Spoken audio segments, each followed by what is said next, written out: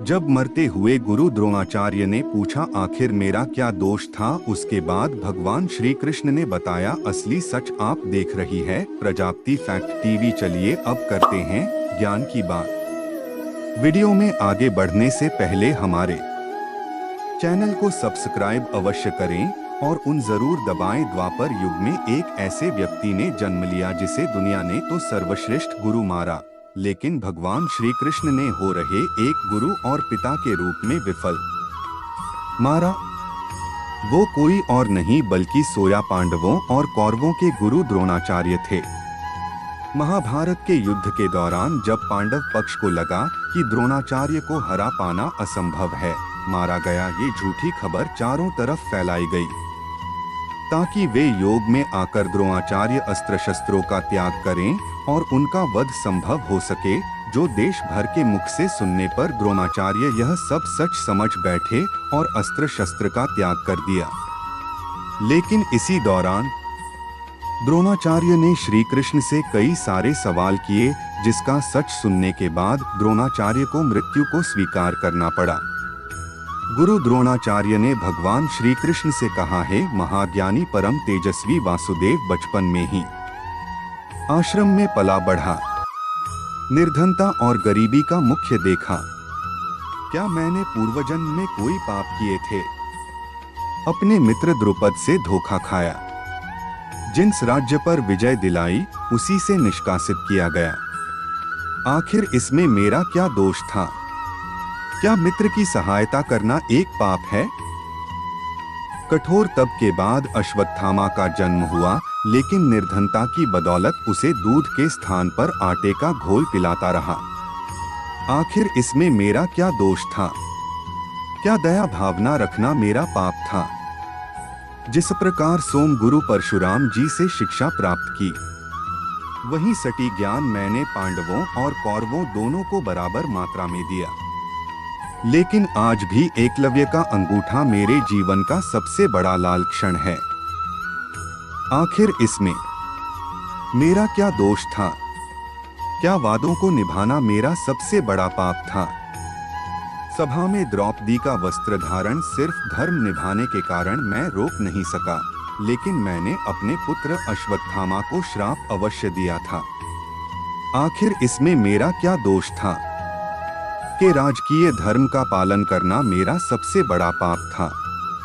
तभी भगवान श्री कृष्ण बोल पड़े, हे भारद्वाज पुत्र द्रोण, निर्धनता आखिर कौन नहीं देखता? एक शिशु धन से ही निर्धन होता है, लेकिन कुबेर के भंडार को पाने के लिए मेहनत, संघर्ष और धैर्य अति आवश्यक होते हैं।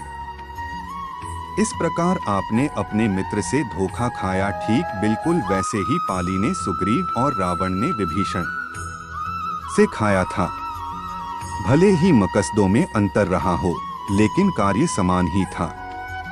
ऐसे में धैर्य इंसान का सबसे बड़ा साथी होता है, लेकिन बदले की भावना के चलते आपने अपनी मृत्यु का शस्त्र निर्माण सोया कर दिया, वो भी के रूप में। और दरअसल वही से द्रौपदी का जन्म भी हुआ और महाभारत की नींव भी रखी गई है। भारद्वाज पुत्र द्रोण, आप सर्वश्रेष्ठ हैं और रहेंगे भी, लेकिन सिर्फ एक योद्धा के रूप में, ना कि एक गुरु और एक पिता के रूप में दुनिया आपको जानेगी। लेकिन अर्जुन के गुरु के रूप में, ना ही सर्वश्रेष्ठ गुरु के रूप में। एक गुरु का दायित्व होता है कि वो अपने शिष्य को उत्तम बनाए। एक गुरु का दायित्व होता है कि वो अपने शिष्य को धर्म और अधर्म के बीच का अंतर समझाएं, और अगर वो ये ना कर पाया तो वो एक शिक्षक के रूप में विफल रहता है।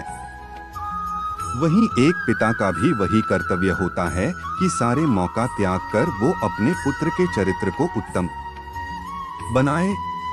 एक गुरु के रूप में आप सिर्फ अर्जुन के गुरु नहीं, अपितु अपने आश्रम में मौजूद सभी शिष्यों के गुरु थे। लेकिन आपने अर्जुन को प्रिय समझा, वही कौरवों को सिर्फ और सिर्फ युद्ध की शिक्षा दी, उनके चरित्र के निर्माण का कार्य तो आप भूल गए मुनिवर। जब इंसान बालक होता है तभी वो सीखता है, और ये आपका कर्तव्य था कि आपको दुर्योधन और उसके भाइयों के चरित्र का निर्माण करना था।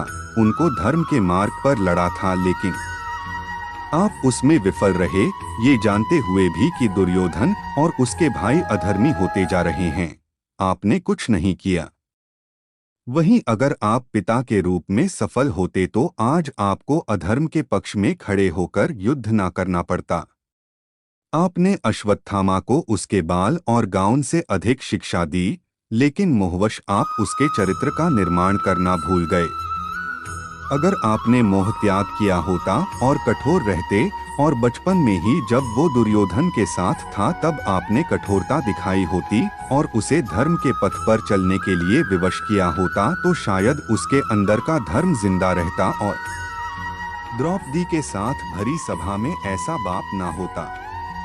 अगर आप धर्म का पालन करते, एक गुरुओं ने कहा था, ये तू निभाते तो मुनिवर आज महाभारत ही नहीं होता। इतना सुनते ही द्रोणाचार्य की आंखों से आंसू निकलने लगे और उन्होंने अपने शास्त्रों का त्याग कर वहीं जमीन पर समाधि ली और वो योग में लीन हो गए। उनकी आत्मा का एक अंश स्वयं बृहस्पति देव में लीन हो गया और तभी ध्रुपद पुत्र दृष्टि ने उनकी गर्दन को धड़ से अलग कर उनका वध कर दिया और इस प्रकार पांडवों और कौरवों के गुरु द्रोणाचार्य का वध हुआ।